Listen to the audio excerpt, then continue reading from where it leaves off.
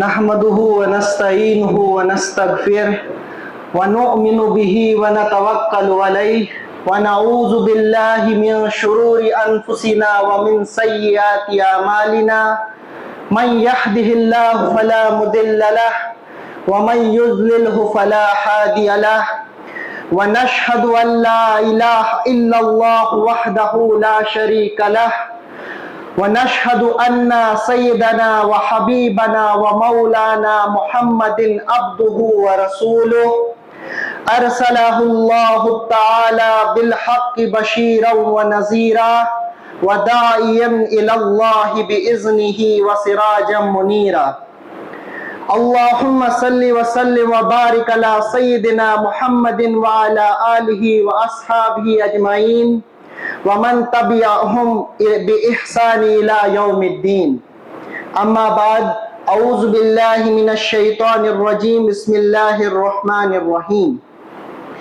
قد أفلح المؤمنون الذين هم في صلاتهم خاشعون والذين هم عن اللغو معرضون والذين هم للزكاة فاعلون والذين هم لفروجهم حافظون إلا على أزواجهم أو ما ملكت أيمانهم فإنهم غير ملومين فمن ابتغى وراء ذلك فأولئك هم العادون والذين هم لأماناتهم وعهدهم راعون والذين هم على صلواتهم يحافظون أولئك هم الوارثون الذين يرثون الفردوس هم فيها خالدون صدق اللہ العلی العظیم۔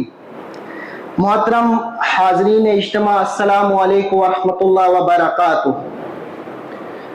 اللہ تعالیٰ کا شکر و احسان ہے کہ اس نے ہمیں اس مسجد میں بیٹھنے کی توفیق عطا فرمائی۔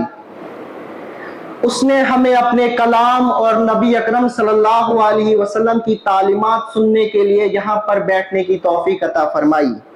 یہ محض اس کا کرم ہے جس پر ہمیں اس کا شکر گزار ہونا چاہیے۔ ناظرین اجتماع، آج کے اس بابرکت درس میں ہم ایک اہم موضوع پر بات کریں گے جو ہمارے لیے اس دنیا اور آخرت میں رہنمائی کا ذریعہ ہے۔ اللہ تعالیٰ کا ارشاد ہے، یا ایھا الذین آمنوا اتقوا اللہ وکونوا مع الصادقین، اے ایمان والو اللہ سے ڈرو اور سچوں کے ساتھ ہو جاؤ۔ اسی روشنی میں آئیے ہم اپنے دلوں کو اللہ کے ذکر، اس کے کلام اور نبی کریم صلی اللہ علیہ وسلم کی تعلیمات کے لیے کھول دے تاکہ جو سنا جائے دل میں اتر جائے اور عمل میں ڈھل جائے۔ بہرحال آپ کا زیادہ وقت نہ لیتے ہوئے میں اپنی ان آیات کی طرف آتا ہوں جو میں نے آپ کے سامنے تلاوت فرمائی۔ میں نے آپ کے سامنے سورۃ المؤمنون کی پہلی 11 آیات تلاوت فرمائی۔ اگر ہم اس سورت کی بات کریں، اس سورت کا نام پہلی ہی آیت سے قد افلح المؤمنون سے اس سورت کا نام سورۃ المؤمنون پڑا، کیونکہ اس سورت کی جو پہلی 11 آیات ہے یہ ان میں صرف مومنوں کی صفات کا ذکر کیا گیا ہے۔ اس کے بعد اگر ہم اس سورت کے زمانہ نزول کی بات کریں تو یہ سورت جو ہے مکی ہے۔ اس سورت میں اگر ہم آگے جا کر آیت نمبر 75 اور 76 میں دیکھیں تو وہاں پہ ایک قحط کا ذکر کیا گیا ہے۔ وہ قحط جو ہے اسی دور متوسط میں نازل ہوا تھا۔ اس سے یہ دلائل ملتی ہے کہ یہ سورت مکی ہے۔ اسی کے حوالے سے عروہ بن زبیر کی ایک روایت ہے کہ وہ عبد الرحمن بن عبد القاری کے حوالے سے فرماتے ہیں کہ حضرت عمر فاروق کی ایک قول ہے کہ وہ کہتے ہیں کہ یہ سورت، اس سورت کی جو آیات ہیں وہ نبی کریم صلی اللہ علیہ وسلم پر میرے سامنے نازل ہوئی تھی۔ اس سے یہ معلوم ہوتا ہے کہ اس وقت حضرت عمر فاروق نے ایمان وہ لا چکے تھے۔ حضرت عمر فاروق فرماتے ہیں کہ جب نبی اکرم صلی اللہ علیہ وسلم پر اس سورت کی جو آیات ہیں وہ ان کی وحی جب مکمل ہو گئی، اس کے بعد نبی کریم صلی اللہ علیہ وسلم نے مجھ سے فرمایا کہ اے عمر، مجھ پہ اس وقت ایسی آیات نازل ہوئی ہیں، اگر کوئی انسان ان کے پورے معنی کو پہنچ جائے تو یقیناً وہ جنت میں جائے گا۔ بہرحال یہ کچھ زمانہ نزول کے بارے میں بات تھی۔ اب ہم اس کے موضوع اور مضمون کی بات کرتے ہیں کہ اس سورت میں کن کن موضوعوں پر بات کی گئی ہے۔ تو آغاز کلام اس سورت میں اس طریقے سے ہوتا ہے کہ جس نے اس پیغمبر کی بات مان لی اس کے اندر یہ اور یہ صفات پائی جائیں گی۔ پھر پہلی 11 آیات میں ان صفات کا ذکر ہے۔ اس کے بعد انسان کو اپنی پیدائش کی طرف متوجہ کرایا گیا ہے کہ تم اپنی پیدائش پر ذرا غور و فکر کرو، اپنے آس پاس ذرا اپنے انوائرمنٹ میں دیکھو کہ جو بھی چیزیں تمہارے آس پاس ہیں وہ بھی اس چیز پر دلائل ہے کہ جو یہ پیغمبر تم سے بات کہہ رہا ہے یہ سچی ہے۔ اس کے بعد اس صورت میں موضوع چینج کر کے انبیاء علیہ السلام کے قصے سنائے گئے ہیں۔ اس کے حوالے سے علماء لکھتے ہیں کہ ان قصوں سے ان کفار قریش کو 4 باتیں سمجھائی جا رہی تھی۔ پہلی بات وہ لکھتے ہیں کہ ان کو یہ چیز سمجھائی جا رہی تھی کہ تم جو شک و شبہات اس اپنے نبی پر، اس اپنے پیغمبر پہ کر رہے ہو، ذرا تاریخ میں نظر دہراؤ، یہ بات کوئی نئی نہیں ہے، ہر قوم نے اپنی پیغمبر پر شک کیا ہے، لیکن تم تاریخ میں یہ چیز بھی دیکھ لو کہ وہ شک کرنے والے سچے تھے کہ ان کے پیغمبر سچے تھے۔ پہلی بات یہ۔ دوسری بات ان کو یہ چیز سمجھائی جا رہی تھی جو توحید و آخرت کی بات جو یہ نبی جو پیغمبر تم سے کر رہا ہے یہ کوئی نئی بات نہیں ہے، ہر قوم کے پیغمبر نے ان سے اسی توحید اور آخرت کی بات کی ہے۔ تیسری چیز جو ان سے ان واقعات سے سمجھائی جا رہی تھی وہ یہ کہ تم خود دیکھ لو کہ جو وہ شک و شبہات کرنے والے جو قوم اپنی پیغمبر سے شک کرتی تھی، ان پر اعتراضات کرتی تھی، تم تاریخ میں دیکھو کہ وہ تباہ ہو کر رہ گئے ہیں۔ اور چوتھی بات آخر میں ان سے یہ کہی گئی ہے کہ ہر زمانے میں ہر پیغمبر نے ایک ہی دین واحد لے کر وہ آیا ہے، وہ تھا لا الہ الا اللہ، نہیں ہے کوئی معبود سوائے اللہ کے، اور اس کے علاوہ جس نے جو بھی گھڑا ہے وہ سب ناحق ہے۔ اس کے بعد اس صورت کا موضوع پھر سے چینج کر کے انسان کو اس چیز پر یقین دلایا گیا ہے کہ اللہ تعالیٰ کے سامنے اس دنیا کی خوشی، اس دنیا کی مال و دولت کوئی معیار نہیں رکھتی۔ یہ بات انسان کو سمجھائی جاتی ہے۔ اور آخر میں جو اس صورت کا موضوع ہے وہ نبی کریم صلی اللہ علیہ وسلم کو اللہ تعالیٰ کی طرف سے یہ ہدایت دی جاتی ہے کہ اے پیغمبر، اے رسول، جب تمہاری قوم تم سے برائی کرے تو تم ان کے ساتھ بھلائی سے ہی کام کرنا۔ پہلی بات تو یہ ان سے کہی گئی ہے، لیکن اس کے بعد یہ بات جو ہر مومن سے کہی جا رہی ہے کہ تم سے اگر کوئی برائی سے کام آگے سے بات کرتا ہے تم اس کے ساتھ بھلائی سے ہی کام لینا۔ بہرحال یہ اس سورت کا کچھ موضوع اور مضمون کی بات تھی۔ اب اس سورت کی آیات کی طرف ہم آتے ہیں۔ پہلی آیت ہے قد افلح المؤمنون، یقیناً فلاح پائی ہے ایمان لانے والوں نے جو۔ اب یہاں پر اگر ہم غور کریں، یہاں پر اللہ تعالیٰ نے جو استعمال ورڈ کیا ہے وہ ہے یقیناً فلاح پائی۔ اللہ تعالیٰ سیدھا کہہ سکتے تھے کہ فلاح پائی ہے ایمان لانے والوں نے، لیکن اس کو ہم اس وقت تک نہیں سمجھ سکتے جب تک نہ وہ دور متوسط ہمارے ذہن میں گھومتا رہے کہ اس وقت جب یہ آیات نازل ہو رہی تھی اس وقت جو کفار قریش تھے ان کے سرداران اتنے امیر تھے، ان کو دنیا کی اتنی ریل پیل تھی کہ وہ سمجھتے تھے کہ اللہ تعالیٰ ہم سے بہت خوش ہے۔ وہ کہتے تھے کہ جو ہمارے دیوتا ہیں وہ ہم سے بہت خوش ہیں، اور بچے یہ نبی اکرم صلی اللہ علیہ وسلم کے ساتھی، ان پر تو اللہ تعالیٰ کی مار ہے، نعوذ باللہ۔ تو جب تک ہم اس دور کو اپنے ذہن میں نہیں گھماتے اس وقت تک ہم اس کو نہیں سمجھ سکتے کہ کیوں اللہ تعالیٰ نے یہاں اس چیز کی بالکل سرٹیفکیٹ ایک دے دیا ہے کہ یقیناً فلاح یاب وہی ہوں گے جو ایمان لا چکے ہیں، کیونکہ ان کی یہ سوچ اللہ تعالیٰ نے اسی بات سے مٹا دی کہ تم جو سوچ رہے ہو کہ دنیا کی ریل پیل ہمارے پاس ہے، اللہ ہم سے خوش ہے، نہیں، یہ کوئی معیار نہیں ہے اللہ تعالیٰ کے سامنے، بلکہ اللہ تعالیٰ کے سامنے یہ چیز معیار رکھتی ہے کہ تم نے ایمان لایا کہ نہیں لایا، تم نے اپنے پیغمبر کی بات مانی کہ نہیں مانی۔ یہی اس آیت میں ہے کہ یقیناً فلاح پائی ایمان لانے والوں نے، ان کو یقین دلایا گیا کہ فلاح یاب آپ ہی ہو کر رہیں گے، کہیں یہ تمہیں جھٹلا نہ دے۔ اس کے بعد اگر ہم دوسری آیت پر غور کریں، دوسری آیت میں ہے الذین هم فی صلاتہم خاشعون، اپنی نماز میں خشوع اختیار کرتے ہیں۔ اب آیت نمبر 2 سے لے کر آیت نمبر 9 تک جو صفات بیان کی گئی ہیں وہ مکمل ایک مومن کی صفات ہے، اور وہ ایک مومن کو ڈیفائن کرتی ہیں کہ ایک مومن کا کردار کیسا ہوتا ہے۔ تو پہلی آیت میں ان کو یقین دلایا گیا فلا آپ ہو کر رہیں گے، دوسری آیت میں کہا گیا جو اپنی نمازوں میں خشوع اختیار کرتے ہیں۔ اگر ہم خشوع کے معنی سمجھے تو خشوع کا مطلب ہوتا ہے جھک جانا، دب جانا یا اظہار عجز کرنا، اور اس کا تعلق دل سے بھی ہے اور ظاہری حالت سے بھی ہوتا ہے۔ دل کا خشوع یہ ہے کہ جب آدمی کسی کی ہیبت و جلال کی وجہ سے مرعوب ہو جائے، اور ظاہری حالت کا خشوع یہ ہے کہ جب انسان اس کے سامنے آ جائے تو اس کا سر جھک جائے، اس کے اعضاء ڈھیلے پڑ جائے اور اس کی آواز دب جائے۔ یہ دونوں چیزیں خشوع کے ریلیٹڈ ہے، خشوع دل سے بھی ہوتا ہے اور ظاہری حالت سے بھی۔ اس کے حوالے سے نبی اکرم صلی اللہ علیہ وسلم کا ایک واقعہ ہے کہ ایک بار انہوں نے دیکھا کہ ایک شخص جو ہے وہ نماز پڑھتے پڑھتے اپنی داڑھی کے بالوں کے ساتھ کھیل رہا ہے۔ تو نبی کریم صلی اللہ علیہ وسلم نے اس میں فرمایا لو خشع قلبہ خشعت جوارہ، اگر اس کے دل میں خشوع ہوتا تو اس کے جسم پر بھی خشوع طاری ہوتا۔ اس چیز سے ہمیں یہ معلوم ہوتا ہے کہ دل کا خشوع بہرحال ظاہری حالت پر بھی دکھ جاتا ہے۔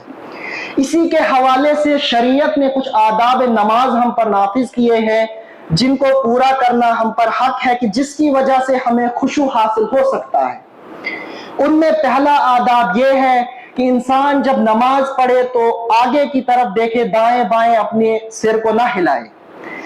اس کے حوالے سے حنفی اور شافعی کے نزدیک نگاہ سجدے گاہ کی طرف رکھنا بہتر ہے، اور مالکی اس پر قائل ہیں کہ نگاہ آگے کی طرف ہونی چاہیے۔ بہرحال جس کا جو بھی ماننا ہے، بات سب کی ایک ہی ہے کہ ہم نے نماز میں ادھر ادھر نہیں دیکھنا، اپنی نگاہ کو ایک جگہ پہ رکھنا ہے۔ بہرحال اس کے علاوہ دل کا خشوع، یہ تو بات آ گئی ظاہری خشوع کی کہ کس طریقے سے ہم ظاہری خشوع کو اپنے اندر حاصل کر سکتے ہیں، لیکن اس کے علاوہ دل کے خشوع کو حاصل کرنے کے لیے یہ ضروری ہے کہ انسان جب نماز پڑھے تو اس کے ذہن میں یہ بات ہو کہ وہ اللہ تعالیٰ کے سامنے کھڑا ہے۔ یہ ایک انسان کی فطرتی کمزوری ہے کہ اس کے اندر نماز میں بھی جو ہے باہر کی باتیں گونجتی رہتی ہے، اس کے اندر جو ہے شیطان وسوسے ڈالتا رہتا ہے، لیکن انسان نے اس چیز کو یاد رکھنا ہے کہ وہ اپنے رب کے سامنے اپنے رب کے ساتھ کلام کر رہا ہے۔ اس سے اس کو دل کا خشوع بھی انشاءاللہ حاصل ہو جائے گا۔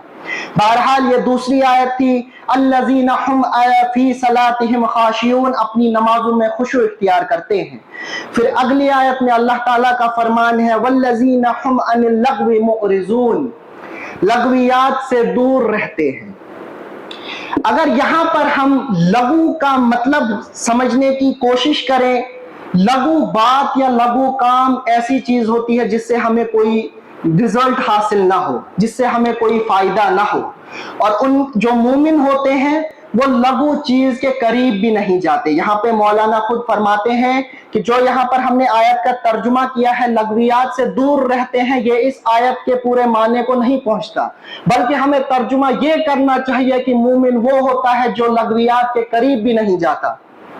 اور آج ہم دیکھیں ہر ایک جوان جو ہے لغو چیز میں ہی ہر وقت ہوتا ہے۔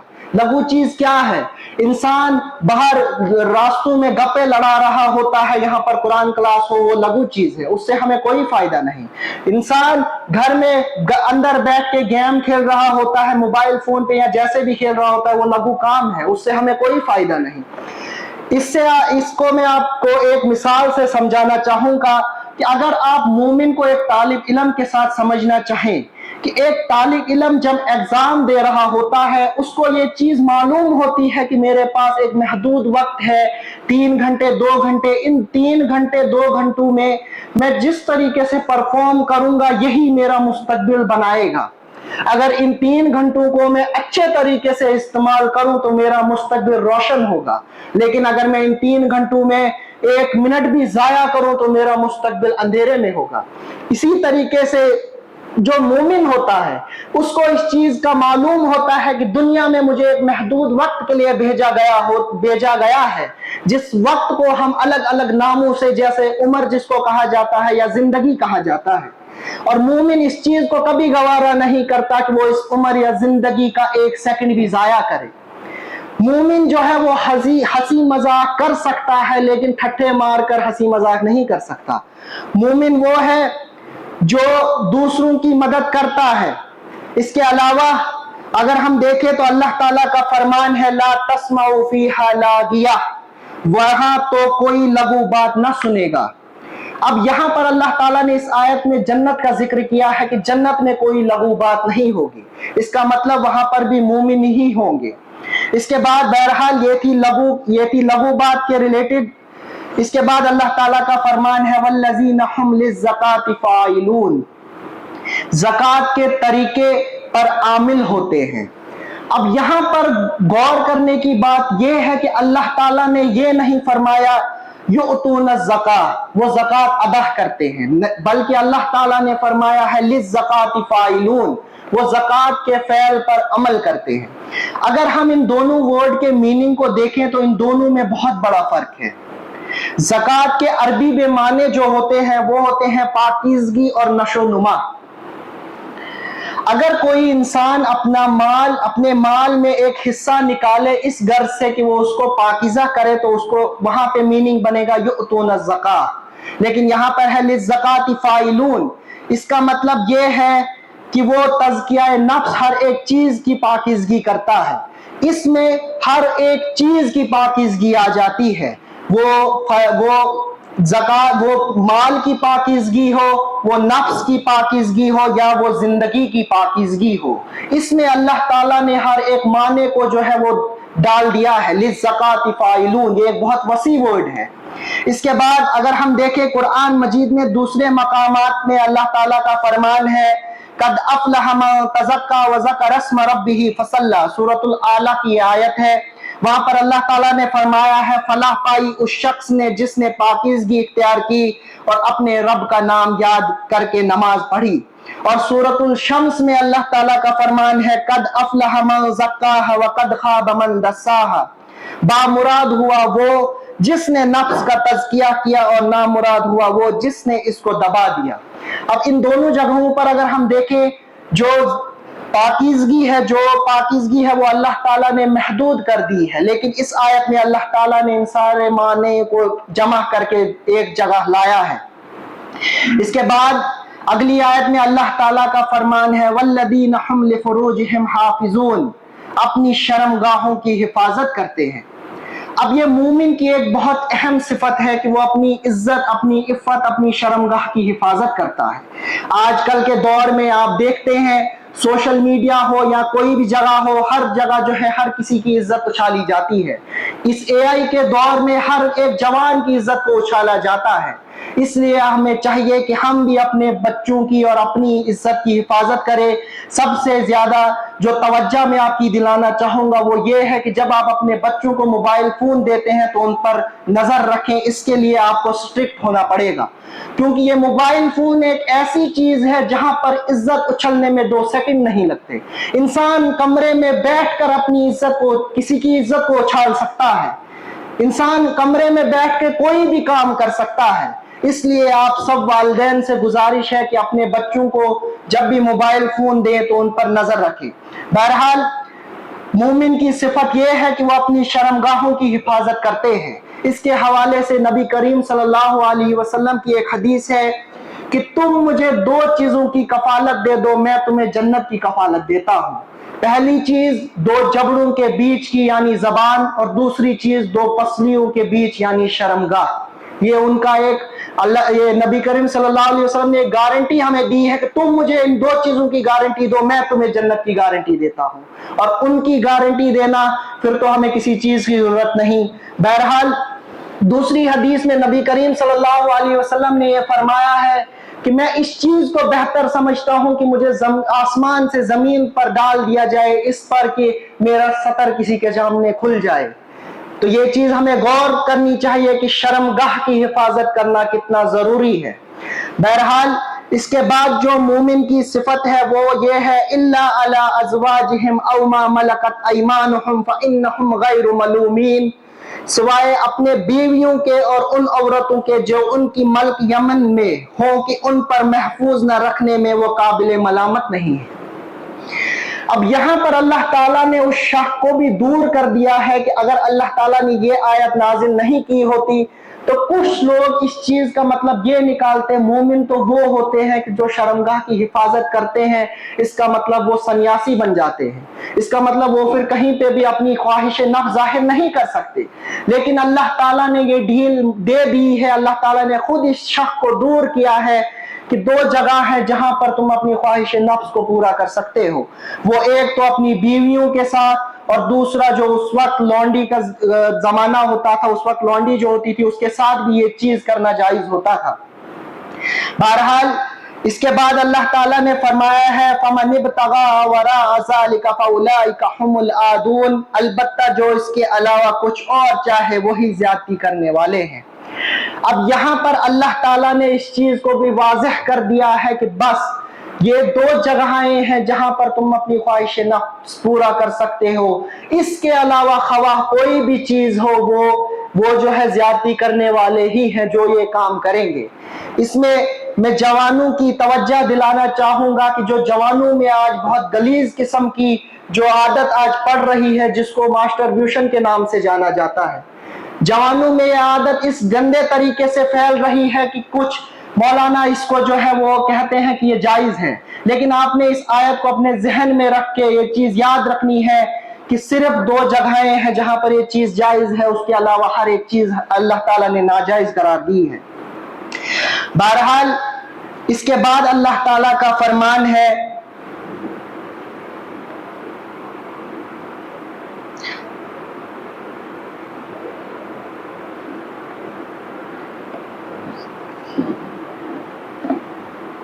اس کے بعد اللہ تعالیٰ فرماتے ہیں وَالَّذِينَ هُمْ لِأَمَانَاتِهِمْ وَعَهْدِهِمْ رَاعُونَ، اپنی امانتوں اور اپنے عہد و پیمان کا پاس رکھتے ہیں۔ اب یہ بھی ایک مومن کی ایک بہت اہم صفت ہے کہ وہ اپنی امانت میں خیانت نہیں کرتا، اس کے پاس کوئی انسان کوئی امانت رکھے وہ اس میں خیانت نہیں کرتا، اور اس کے بعد اگر اس کے ساتھ کوئی انسان عہد کرے وہ اس عہد کو نہیں توڑتا۔ اس چیز کی طرف ہمیں توجہ دینی ہے کہ اگر کسی کے ساتھ ہم وعدہ کریں تو اس وعدے کو ہم نہ توڑیں۔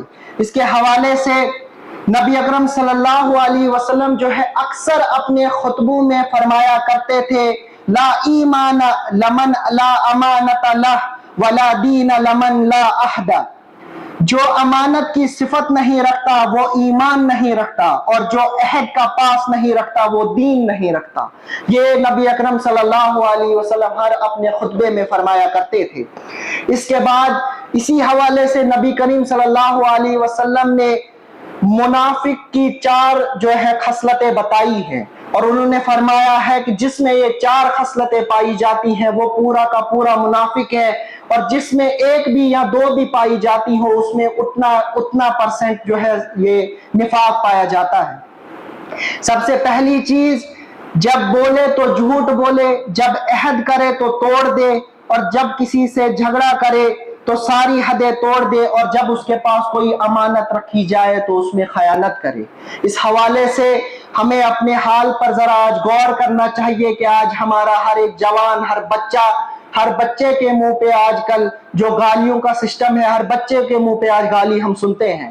اس حوالے سے والدین کو بہت متوجہ ہونا چاہیے کہ اپنے بچوں پر اس چیز پر بھی غور کرے کہ اپنے بچوں کو ان سب چیزوں سے دور رکھے، اور ان سب چیزوں سے آپ کے بچے تبھی دور ہو سکتے ہیں جب وہ جو یہاں پر قرآن کلاس منعقد کی جاتی ہے ان میں آپ کے بچے بیٹھے۔ بہرحال اس کے بعد اللہ تعالیٰ کا فرمان ہے وَالَّذِينَ هُمْ عَلَىٰ صَلَوَاتِهِمْ يُحَافِظُونَ، اور اپنی نمازوں کی محافظت کرتے ہیں۔